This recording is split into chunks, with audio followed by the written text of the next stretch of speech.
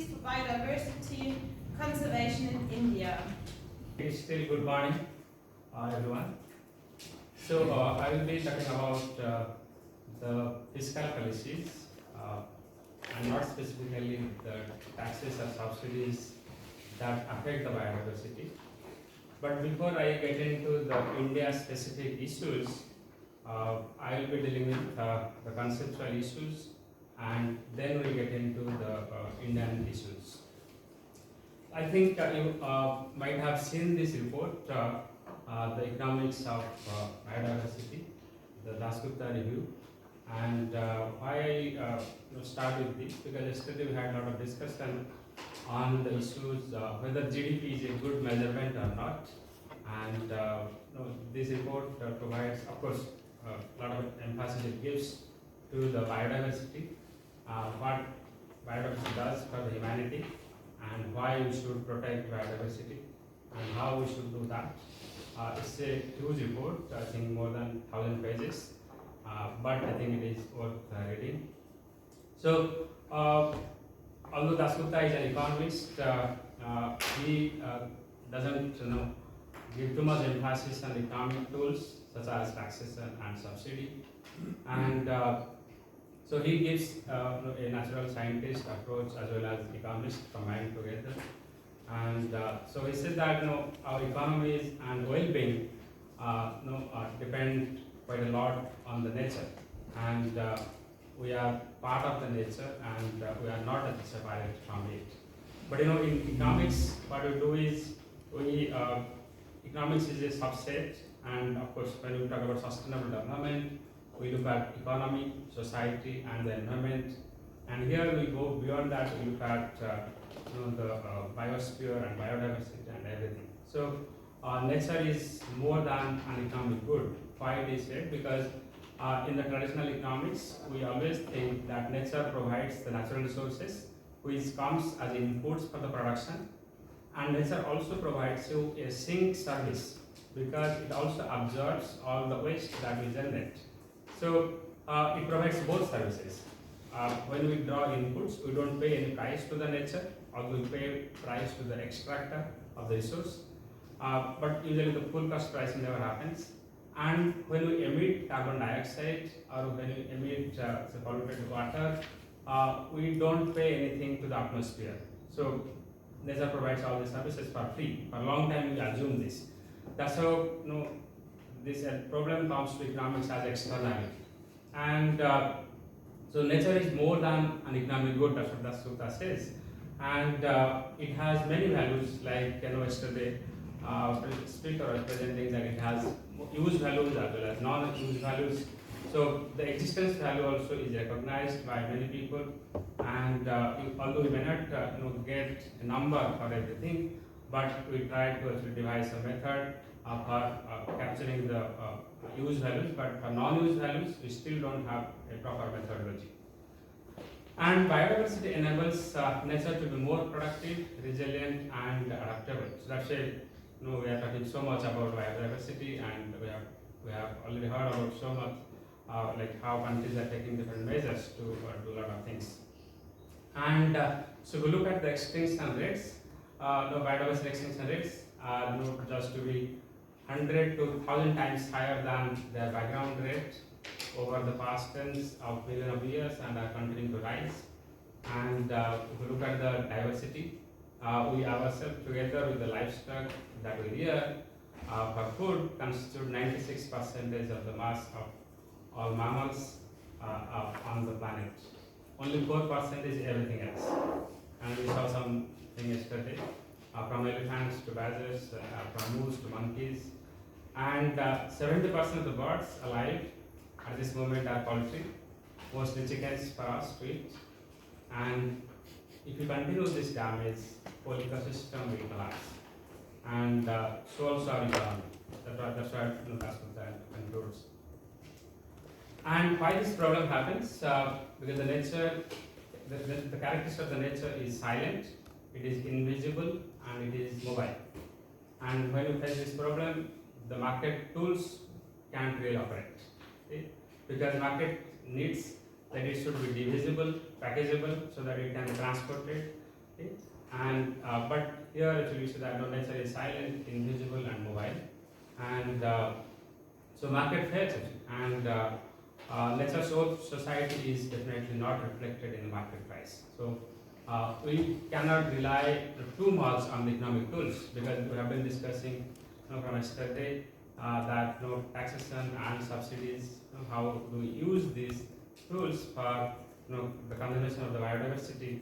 But Dasgupta says that market probably cannot actually, market can help. He is not denying that market cannot do anything, but market can definitely address all the problems.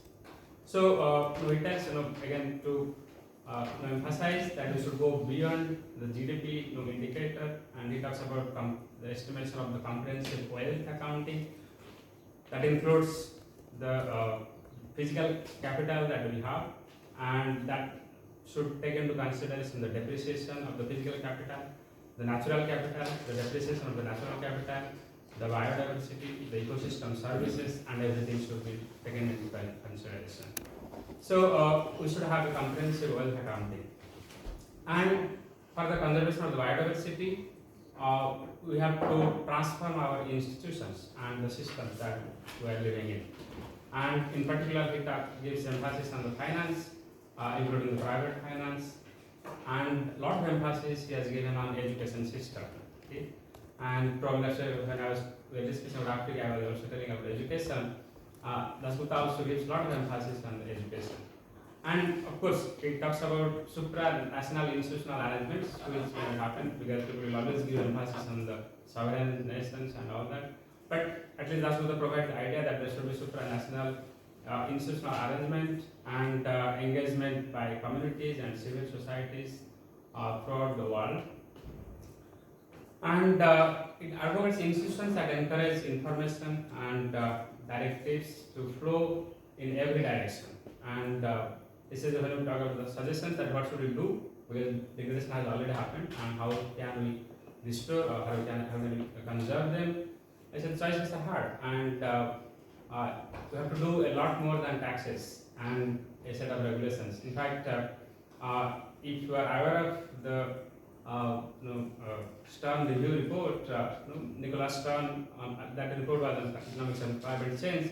So there he had given a lot of emphasis on the economic instruments, that you impose a tax and you spend about 3% of GDP, world GDP, then you can really minimize the impacts of climate change. But then Dasgupta says, no, we have to go beyond the taxes and the regulations that we are talking about. And so it calls for the institutional changes and also changes in our sensibilities.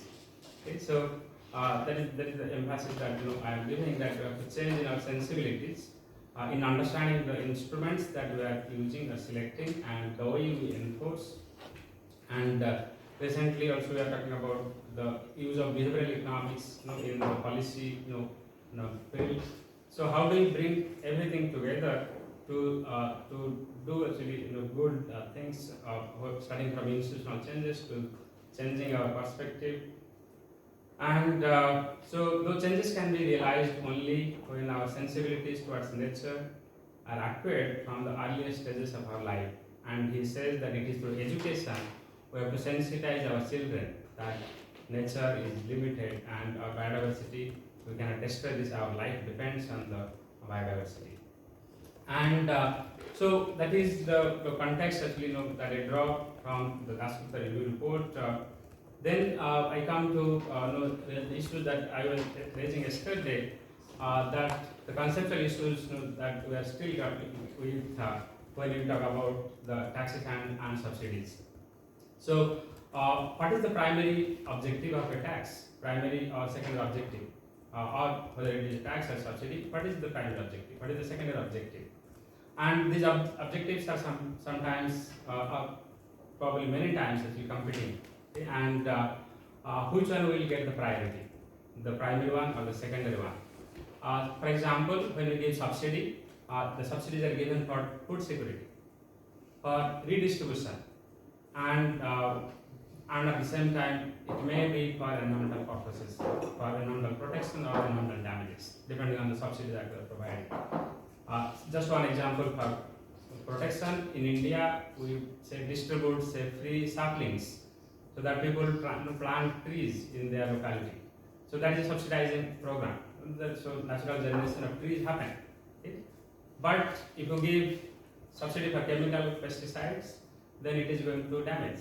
Okay? So, but directly or indirectly, somewhere we say that no, this is done for food security. Okay? Because say in India or for the entire world, food security still remains a matter of concern, and particularly at this juncture when the world is facing this war, we know that actually many countries are still suffering from food, and how the supply chain is impacted during this war time, and which objective becomes actually important? Then revenue raising objective. So if you say that reduce the tax rates for something that promotes biodiversity conservation, can you really reduce it? And when you try to increase some tax rates, is it affecting the redistributive objectives? Okay? And similarly, again, these subsidies and taxes are imposed for export control or import control. Now, how do you bring all these things together? And national security also. Now, again, countries also give a lot of importance on the self-reliance. Although there is a time when we talked about globalization, but the countries that propagated for globalization are now putting the reverse gear, starting from America and even to some extent probably some European nations. So sometimes the self-reliance becomes actually primary, and particularly during COVID-19 when the supply chain was disrupted, every nation realized that self-reliance is important, and for self-reliance if you are giving subsidy, then can we really withdraw it, or can you increase the tax, or can you withdraw? So we have to think about it. And then direct impacts and indirect impacts, and also I have not written one more point here, that you might be imposing a tax here, but the impact will be somewhere else. Okay? So global impact of a local tax, that could be. So how do we really take into consideration all these impacts, and the intended and unintended effects of taxes and subsidies, and substitution effects and complementary effects of the taxes and subsidies. So when we are picking up a number from the budget or say finance account of a country, it's not that easy actually to say that this subsidy or tax is impacting the biodiversity. It's not that linear. We have to think in a very non-linear way, and so that's why probably we need more clarity or discussion to develop a framework how to use these numbers, which has so much of objectives. So I call this as impossible trinity, like in economic theories, that how do you really achieve these three objectives? Revenue augmentation is your objective, redistribution is your objective, and environmental protection is, or biodiversity conservation is also your objective. And such problems are faced, I think, more by the developing nations, but I think it will be equally applicable to the developed nations also.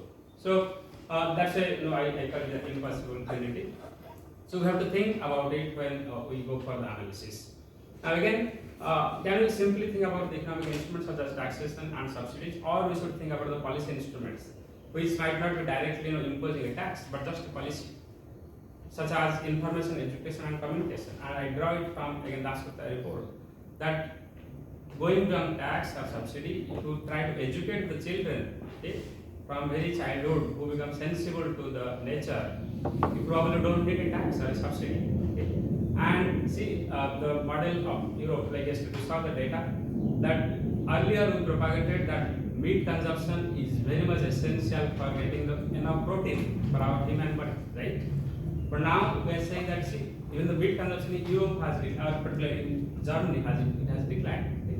Even I am quite happy to see that even in Europe, the interest for vegan food is increasing, right? So we have become sensitive. So it's not merely that through taxes you can do behavioral changes. We go beyond these, and so whether it is only economic instruments or other policy options that you can use. So environmental education, behavioral intervention, and people have got Nobel Prize for this behavioral economics. So how do we design such schemes so that we achieve the behavioral change? Sometimes the tax doesn't help even bringing the behavioral changes. So for example, smoking. People, in fact, in a lighter sense, I tell in my class in India that people who smoke are patriots. You know why I say? Because they pay probably 400 to 500% taxes. So that goes to the state budget, right? But it is not true. So you know why I am saying this? Instead of 500% of taxes on say alcohol in India or say in smoking product in India we call it as seen goods, the consumption has never declined. So can bill taxes help us? No, in conserving the subsidy, we need to really think. Okay? In some cases it may work. I'm not rejecting outrightly that taxes or subsidies will not work, but it may work at some places, but not somewhere else. Cultural interventions.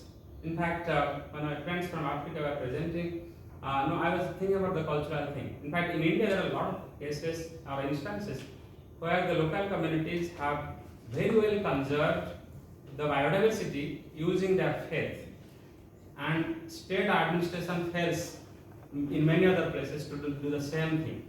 But simply a faith has helped the conservation of wildlife. Wildlife completely roam around. So can we really use this to nudge the behavior of the people? Sometimes I'm not saying that this will be substitute to each other, but sometimes this can be complementary and sometimes independent also.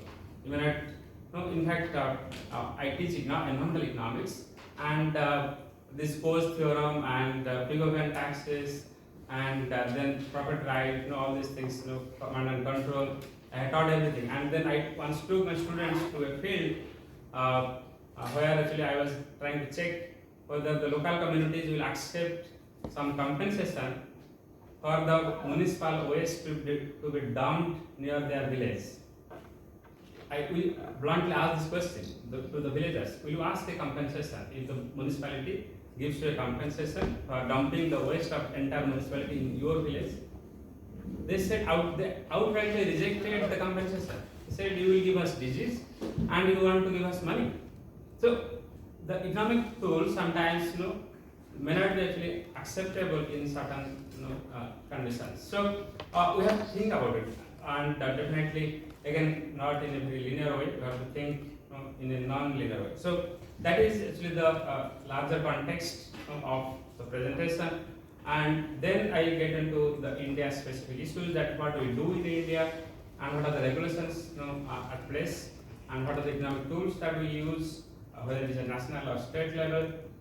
So India is definitely is one of the 17 identified mega diverse countries, and although only we have 2.4% of the world's land area, it has 7 to 8% of the recorded species of the world, and we have about only reported things 45,000 species of plants, 91,000 species of animals, and 10 biogeographic zones, and 4 biodiversity hotspots colored in the map. You can see different parts of India.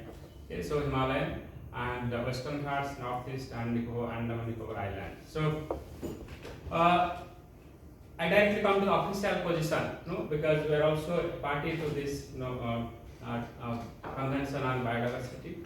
And so what is India's official position? Let me tell you in the very beginning. I have taken the document, taken this information from the official document. Now we say that the government says that the essential support to vulnerable sections cannot be called subsidies and targeted for elimination, while they may be rationalized. Okay? That's why again when I was raising the concerns when we impose a subsidy, and I have talked about the impossible trinity. Okay? So government provides us also an argument. Then biodiversity must be promoted through positive investments. Okay? We have been only focusing on withdrawal of the subsidy that harms biodiversity. But Government of India says that we should also focus on the positive subsidies or investments that really promote biodiversity or say helps environmental conservation. And similarly, numerical global target for pesticide reduction is unnecessary and must be left to countries to decide. And India has taken numerous steps to keep invasive alien species at bay. But a numerical target is not feasible without the necessary baseline and relevant scientific evidence.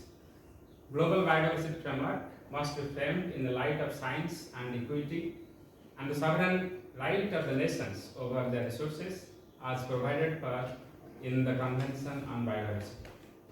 If climate is properly linked to biodiversity, then the principle of equity and common but differentiated responsibilities and respective capabilities must equally apply to biodiversity. So I think many developing nations have already taken this stand that common but differentiated responsibilities should be given, and then Prime Minister Modi has recently launched this life mission, that is lifestyle for environment. So that is basically to bring behavioral changes, okay? And of course it has also become a global discussion.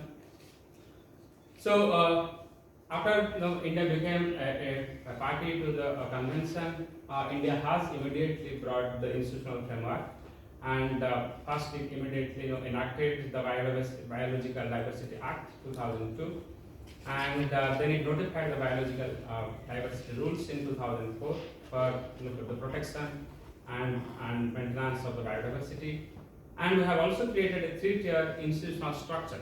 So although we have taken official stand, I have already told you, but India is not remaining silent. India is doing a lot of things for the biological, for the conservation and development of the biodiversity. So the 3-tier at national level, we have a National Biodiversity Authority. At state level, we have 28 states. We have state biodiversity boards, and then we have village level, or say rural level, or say urban bodies and biodiversity management committees at local level. So we have 3-tier government, and at every level we have created institutional architecture or setup for the biodiversity conservation. And what are the responsibilities of National Biodiversity Authority and state biodiversity boards? They have to collect, they will be doing the macro things, collect, compile and publish technical and statistical data, manuals, codes, or guides relating to conservation of biodiversity, sustainable use of its component, and fair and equitable sharing of benefits arising out of the use of biological resource and knowledge. And the local committees, which is at that is biodiversity management committees at local level, so you can say at Gram Panchayat or at rural local bodies. Their job will be basically to use their local knowledge for the preservation of the habitats, conservation of land, folk varieties, cultivators, domesticated stock, breed of animals, and so on. And they will also prepare people's biodiversity registers by documenting local biological resources and associated traditional knowledges. So that is fairly we have taken a decentralized approach for the conservation of biodiversity. If you look at the institutional setup, and whenever a national level policy decision is taken, the national board, biodiversity, authority, and state biodiversity boards shall consult the biodiversity management committees at local level. So they have to consult and they have to utilize the biological resources, knowledge for deciding anything. And as of now, India has already created about 2 lakh. Okay, in India we say lakh. So for your understanding, 277,000 biodiversity management committees we have created, which is quite huge that way. And if you look at the constitutional provision, not that we are doing it now, it was already there from the very beginning of 1950 Constitution of India. That Article 38A of Indian Constitution, which is a directive principle of state policy. That means it is not mandated on the states, but it gives a direction to the state that if you have resources and ability, then you do this. And what is that? That the states have endeavor to protect and improve the environment and to safeguard the forest and wildlife of the country. So that was very much there in 1950. Okay. So I will also tell that the following which is what Government of India has already done. And Article 51A, which is basically talking about the fundamental duties of every citizen. We have fundamental rights, equally we have fundamental duties, which is listed in the Constitution. It says that it shall be the duty of every citizen of India to protect and improve natural environment. So you cannot destroy it. And so those are already there in the Constitution. And then India has legislated a number of acts and of course we may contest whether these acts are enforced strictly or not. There comes actually the objectives, what is priority at part level. So, but definitely at some point, there have been really stringent enforcement of certain acts wherever there is a need. Okay, but depends on the context. So we have Indian Forest Act 1927, again the colonial legacy, and although we have done a lot of amendments to it, and in fact this act, the legacy gives the legacy that so when the kings ruled, the forest belonged to the kings. That's why it is called crown property. Then when the British came, it belonged to the British. Okay? Again, it remained crown property. And when the country got independence, the forest belonged to the nation. So forests in India are not private properties. These are all national properties. Okay? So of course there are divisions. In India we have a different property right setup. The land right belongs to the states, but the regulation over it belongs to the national government, particularly in the case of forest. Since forest will be on a land only, the land belongs to the state, but the regulatory authority, if you want to cut a tree from the forest, you have to take the approval of the national government. You cannot just divert it. So we have a very stringent regulation that way. When you go to set up a factory, you have to get the approval of the both state government as well as the national government. So we have regulatory mechanism. Then Wildlife Protection Act 1972, Forest Conservation Act amended in 1980, which basically brought community participation. Then Environmental Protection Act 1986. Then Biological Diversity Act after we became a member of the Treaty Convention, that is 2002. Then we have National Forest Policies 1988. So these are acts and these are policies. The National Wildlife Action Plan, National Environmental Policy, National Biodiversity Act Action Plan, and National Action Plan for Climate Change. So everything now is directly or indirectly linked to the biodiversity conservation. And then the institutional framework that we use, or the schemes that we have taken up, which will basically promote or help in the conservation. That is actually the Scheduled Tribe and Other Tribal Forest Dwellers Act. Okay, let me explain this interesting act, which came very recently, of course, 2006. In fact, in India, the people who lived in the forest, in other countries called indigenous community, but in India we don't use the term indigenous community, we call tribals. The tribals for a long time did not believe in any property right institutions. They always believed that we have been living here, so this land belongs to us. We don't need a piece of paper. So for a long time they did not go to the government offices to get a piece of paper. But that went against them. How? Whenever a mining company comes to that locality to extract minerals, if they don't have that official paper, they don't get compensation. Because you need a proper right to be proved. Remember, in India, we don't have a fundamental right, that is right to property. Right to property is not a fundamental right in India. But it is quite surprising. But you have a piece of paper, right? So how does that happen? So the land still belongs to the nation, but you have got the user right. So you have a piece of paper that you can use this land for your own benefit. And you have only the surface right. Remember, you have only the surface right. Anything that lies beneath the soil, say 5 inches, you don't have any ownership over that, such as groundwater and the minerals. These resources belong to the nation. And if required, government can tell that you please be relocated. And then where comes the compensation scheme? In fundamental right, we have right to life. So if government asks you to get relocated, then your life is at threat.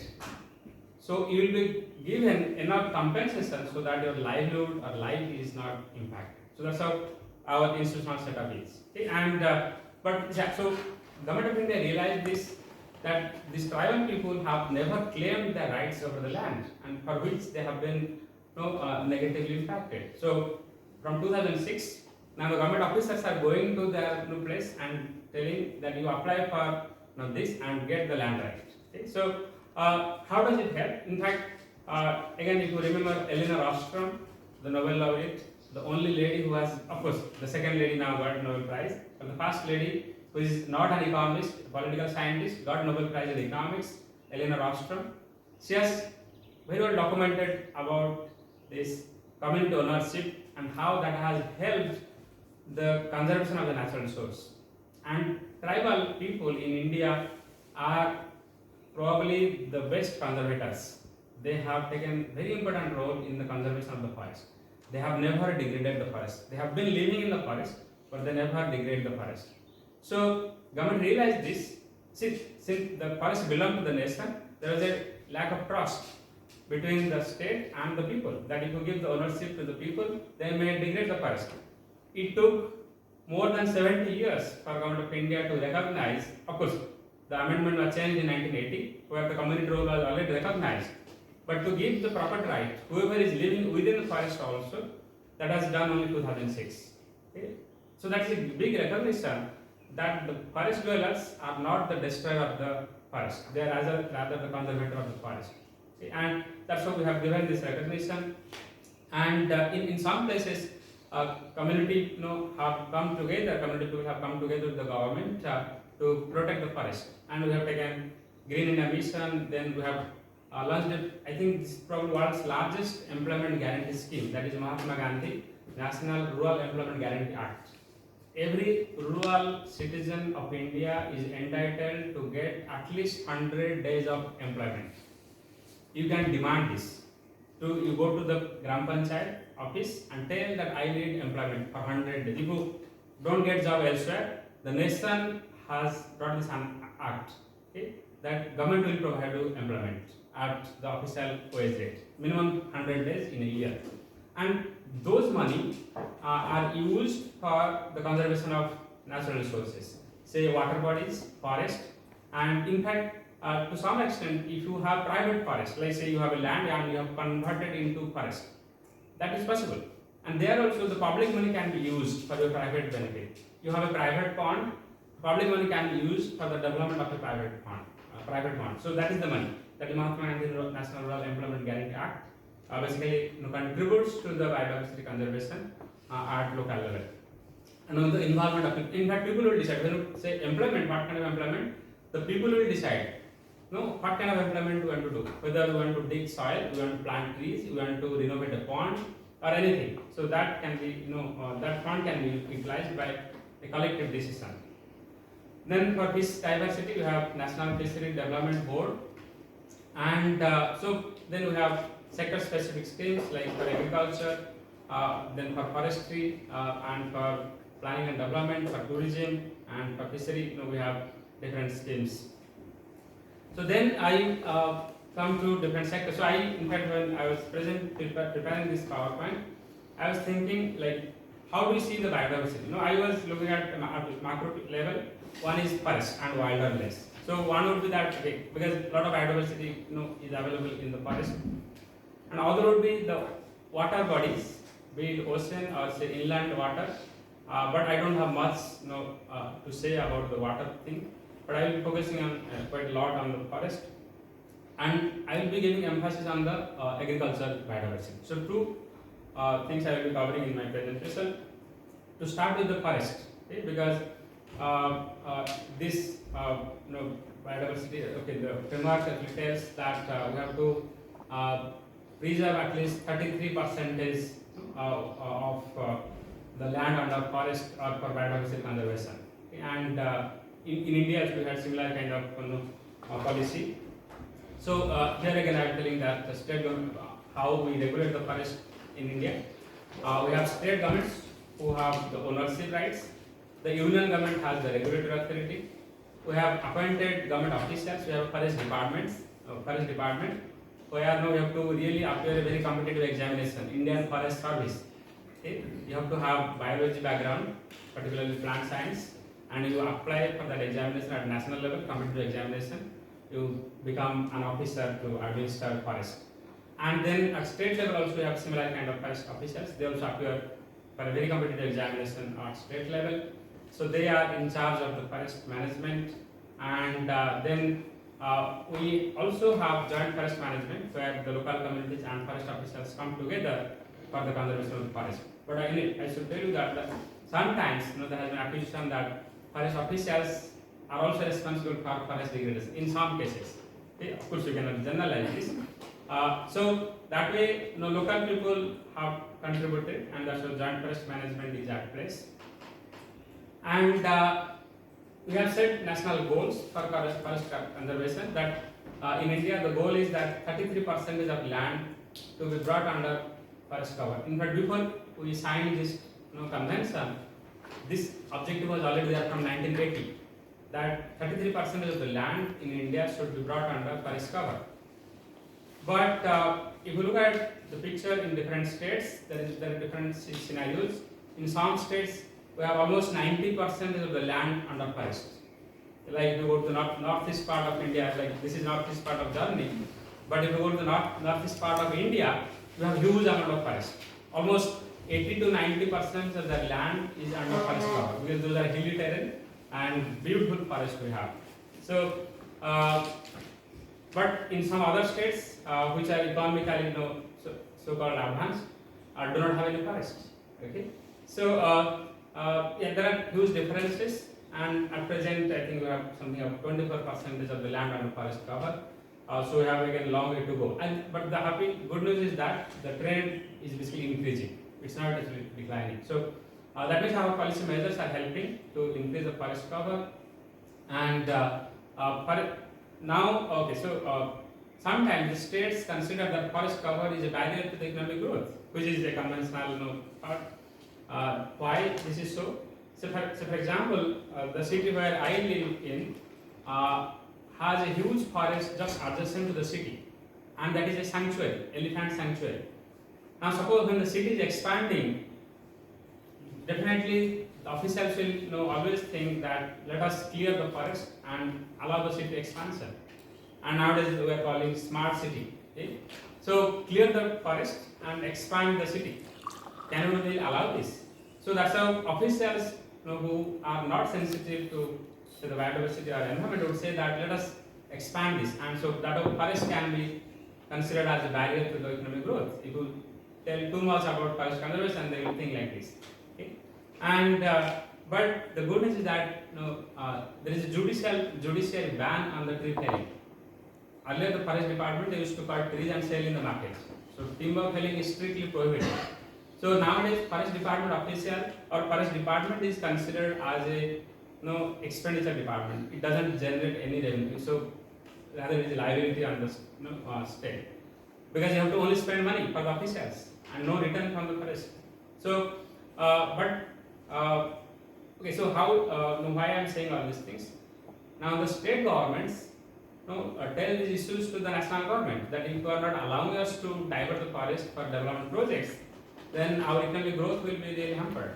So please allow us. Okay? And but then our acts are very stringent and it doesn't allow. So the opportunity cost of land that remains under forest cover becomes controversial. And so I will talk about the arrangements that we do for forest conservation. So one is that the approach that we follow is that in situ restoration and or we do compensatory regeneration. Whenever there is a development project, we do the compensatory regeneration and the conservation. And how we get the funds, the sources of finance for forest conservation, we have multiple sources. We have budgetary sources, we have extra budgetary sources, and the powder principle. That if you do a development project, if forest is cleared, then you have to pay a huge penalty, and there is an estimate per acre how much money you have to pay. Of course, that estimate was long ago arrived, but we have not included the payment for ecosystem services method. We have only taken some environmental benefits, but definitely not everything. But it is not merely the timber value of the forest. It is more than timber value, but not full environmental services are accounted for. So that's the polluter also have to pay. So states spend their own money, and they get money from the national government for forest conservation. Then what is this CAMPA? That is compensatory afforestation management and planning authority. That if some development project is allowed, then they have to pay some money to the authority. This is the authority CAMPA. This authority will transfer this money to the forest department with a proper project. That what is how you are going to utilize this money. Submit a project proposal and we will give you money. So that's our Kampa fund. And DMF, District Mineral Fund. In some district, in my state particularly, we have a lot of minerals. I think my state is the richest mineral rich state, richest state of India with a lot of minerals. And the mining projects cause a lot of damage to the environment, air, water, forest, and everything. So, apart from the normal taxes, mining companies will have to pay 10% of their profit to this district mineral foundation. This foundation is created at district level, and this money will be spent for the mining affected people only. This cannot be utilized for the general fund. So it will be specifically utilized for the mining affected people. And there is a special purpose vehicle, that is SPV. What is it? In fact, almost a decade ago, Government of India or Odisha realized that a lot of illegal mining had happened, and a commission did a lot of inquiry, and it imposed heavy penalty on those miners who had done illegal or excess mining. And that fund is kept separately under the judiciary monitoring, and that fund is also utilized for the development of the mining areas of India. So that's how for forest conservation, we don't have the depth of funding. There is a lot of fund available in India. Okay? It is coming from different sources. So then I'll tell you how the money flows from center to the state. In India, we have a constitutional structure where a lot of elastic revenue sources are with the national government, and very limited revenue raising capacities are with the state government. But since the state government lives closer to the people, it faces a lot of demand from the people. So the state government has to fulfill a lot of demand of the local people. So that means it has more expenditure obligations. State government has more expenditure obligation but less revenue generating capacity. On the other hand, national government, which stays far away from the people, has less expenditure obligation but more revenue raising capacity as per the constitutional provision. Constitutional writers knew this very well, that this will create a fiscal imbalance, which we call as vertical fiscal imbalance. Okay? And so constitutional writers said that in every 5 years, the President of India will appoint a commission to devise a formula how to transfer money from the union to the states. So every 5 years, President of India appoints a commission.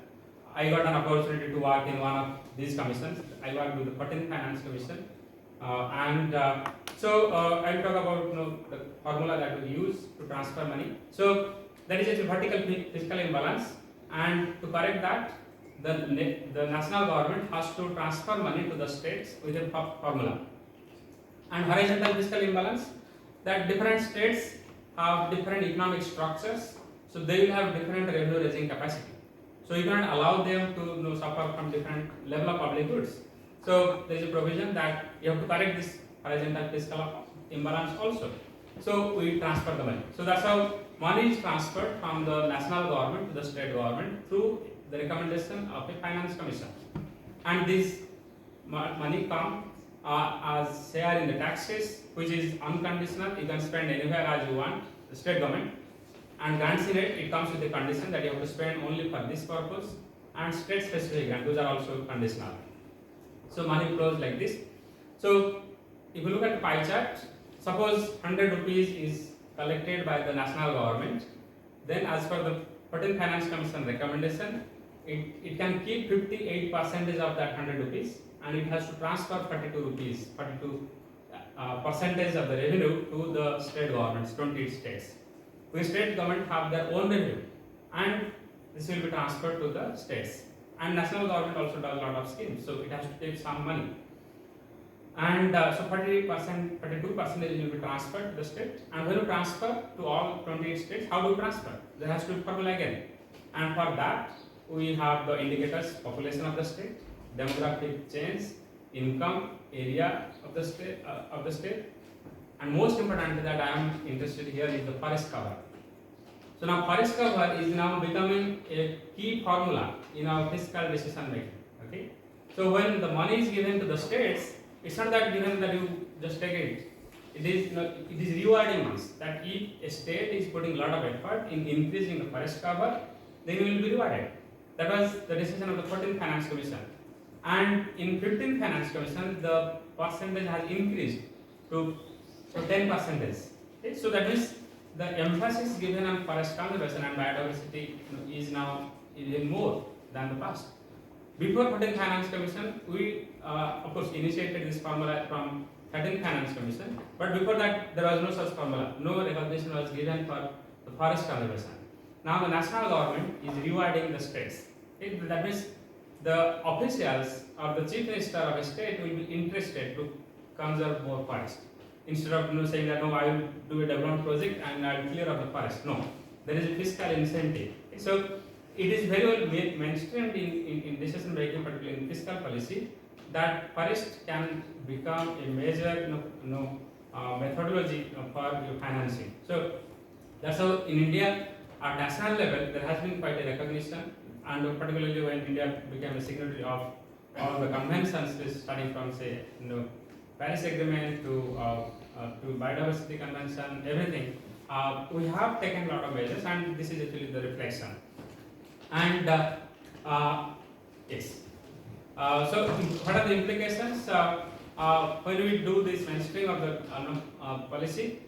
We see a forest cover rise from 2005 to 2019. If you see over 14 years, there is a rise of almost 1 percentage point. Okay? So which is substantial. 1% of India's land, and that growth happens over a decade is definitely quite significant. So we can only hope that in the coming days we have more forest cover to protect. So if you protect the wilderness, I think probably that is the best way to conserve biodiversity. But yeah, there are differences at different state level. Wetland, Government of India has increased the number of wetland at the Ramsar sites. Earlier it used to be 26, now it is 75. So a lot of money is used. In fact, again in my own state, there are 2 Ramsar sites and 1 lagoon and 1 biosphere. So a lot of money is pumped, and human activities are restricted in those areas. Then we have this year in 2023 in the union budget, Government of India has announced to start the green credit program. So earlier only it used to be the European credit market under CDM. I think America and Canada, all those countries withdrew, but in Europe at least something is happening. But nowhere else actually this credit program happens. So in India now, the national government has announced actually to start the green credit program. Then nature-based solutions. In this year's budget, Government of India has realized that we have to really plant a lot of mangroves. And why? In fact, in 1999, my state faced a major cyclone, and after the cyclone, it was realized that wherever on the coastline there are a lot of mangroves, those villages were affected the least. A lot of lives were saved. Otherwise, we had almost 20,000 human deaths in 1999. So Government of India now realizes this and started a special scheme which is for the mangrove plantation and conservation and the shoreline. And so when we try to summarize the situation of the forest and wilderness, there are issues on quality of forest, okay? And particularly the alien species. And this alien species plantation started from British period. They did a lot of plantation of teak plantation in the forest, and that was done primarily for the railway tracks and to export it to UK. Okay? And so that means you have already destroyed the natural forest, and you have planted alien species. Why I am saying this? The elephants. Once I used to, I had interaction with the forest officials. They are saying that I was asking why the elephants come out of the forest. They said that now there is no fodder available for the elephants, so they have to go somewhere else. Because if inside the forest you plant teak, they don't eat that, then they have to come out. So that's why there are instances of a human-elephant conflict. So the forest is rising, but simply looking at the numbers is quite misleading, because if you are using this money for plantation of teak only, then it's a problem. You have to see for which plantation you have utilized the money. Whether you have planted the indigenous varieties or you have just planted something else. So these are the concerns that we have to really weigh. And but so my again when I was discussing with some of the forest officials, whenever we talk about ecotourism projects, if you really interact with the forest officials, they say no, we don't want ecotourism projects at all because they disturb the wildlife. Like here, no, we don't allow.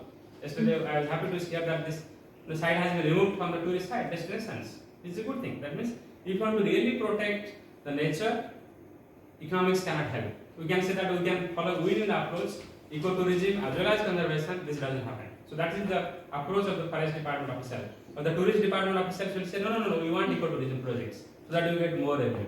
So similarly nowadays we are talking about the seaplane for amusement, but what happens to the biodiversity in the sea? Are we really worried about it or not? Okay. And so for economics actually, when we say that no economic tools can be used everywhere, I think we have to really rethink. Okay. Sometimes you have to respect the nature as it is. Like many nations have now brought acts for the nature rights, like human rights, the nature rights. Similarly, preserving the nature in its pristine form is sometimes very, very important. Now, very quickly, I will talk about the agriculture biodiversity. Yesterday, I think there is a lot of discussion on agriculture biodiversity. So, in India, we have quite a lot of agriculture diversity, and this is actually the information I have taken from FAO that we had prior to the Green Revolution in 1960s, India was home to more than 100,000 varieties of rice. In fact, I used to when I interact with my grandfather, he used to tell that for every purpose, you had a variety of paddy. Like say we use rice, puffed rice, and say in summer season we eat rice with water. So for every purpose, there used to be different variety of paddy that could be used. But now after Green Revolution, in the name of high yielding varieties, we have all thrown out. But of course, some interior areas you find those varieties, but generally you don't use them. So similarly for different land conditions, low-lying land, upland, flood-prone land, we have different varieties. Some paddy would be almost 6 feet tall in the flood-prone areas. Somewhere it would be 3 feet tall. Something can be harvested within say 60 or say 90 days. Something say about 140, 160 days. So we have different varieties, but we have lost actually many of them because of the Green Revolution, or say subsidies that have really harmed. So we are now becoming sensitive to all these issues. These are land use statistics. I am not going to discuss much about this. So subsidies are given in India for pesticide, for agriculture credit, for electricity, and that causes excess pumping of groundwater. It contaminates soil, use of pesticide, water, and loss of species. In fact, I still remember in my childhood days, from the agricultural field, people used to get a lot of fishes. So from agricultural field, you don't not only get rice, you also get varieties of fishes. Now, use of excess pesticide have killed all these fishes. Now, look at the nutritional implications. Not only from the perspective of biodiversity, we also think from the perspective of the nutritional security. Fish people use for 3 months, and even people kept dry fishes for other seasons. So nutritional security as well as biodiversity, those are all impacted, and negative impact on human health and food security, nutritional security. So in India, we don't have any agriculture income tax. Very few states impose agriculture income tax, and but yeah, it is now supporting the organic farming and doing the promotion for certification of organic products and standardization. India gives minimum support price for mostly we have some 20 crops for which there is minimum support price that government gives. Government procures the entire harvest, not entire, whatever marketable surplus you have, government will procure. But that has led to basically the promotion of monocrop, mostly paddy and wheat. Okay, other crops have all vanished. So I have looked at the budget of India, and I was looking at the fertilizer subsidy, the numbers, because we are still interested in the numbers. So the total budget of India last year was 37,000 billion, or almost 38,000 billion rupees in rupee terms. And out of that, the fertilizer subsidy was alone to almost 1.5 billion rupees, okay, which is huge. And for agriculture sector, there are other subsidies like Prime Minister Kisan. Kisan means farmer, and but there is an abbreviation also. So there are again subsidies. For food subsidy, mostly used for buying rice and wheat, we have almost 2 billion rupees and almost 3 billion rupees. So it's a huge amount of subsidy. But good news that petroleum subsidies in India have been withdrawn phase-wise, okay? And it started from 2010, and gradually you see the numbers are declining steadily. It will become very soon zero. So these are definitely disturbing subsidies, and we need to go beyond these numbers, because as yesterday, our colleagues from Switzerland and Germany, they have presented nice numbers. Although we have to think about the numbers critically, but I think they have done a good job. Because dealing with data, making your hand dirty, is a big job definitely. So I think in Indian context also we have to do that, and we can go deeper into the budget. But these are bigger numbers. I have just picked up from the budget. Really sorry, but we're Yes, running out of time. think I'm almost done. Okay. I think 2-3 minutes. We- I'll do 1 hour. Yes. Yeah. So we are doing something for ecosystem services. We have National Mission for Sustainable Agriculture. We have Millet Mission. This decade is also being celebrated as millet, decade of millets, and Government of India is already doing that. And for reducing the chemical fertilizer, there is a special scheme at national level to increase the use of organic manure. And even in the monetary policy, this year, the Central Bank of India, that is Reserve Bank of India, has come with a report that is, it's the report on currency and finance, but it talks about towards greener and cleaner India. So there has been discussion on the tools, and what are the tools? And how to realign the priority sector lending, basically the lending for agriculture and for the vulnerable group. How do we reorient these credit towards greener and cleaner India? And we have to think about the interest, subventions, waiver loans, loan waiver schemes, and corporate loan written off schemes. Okay, so RBI, the Central Bank of India, is also now thinking about. So this is the last slide. So the concluding remark, I would say that as I started with the Dasgupta review report, nature is complex. Okay, and if you take a simplistic approach that use a tax and remove the subsidy, it's not going to help, but although I am not denying it. So our responses need to be sensitive, and although no quick fix solutions, but we need to really act. I think we are probably on the right track. Thank you so much. With this, I conclude.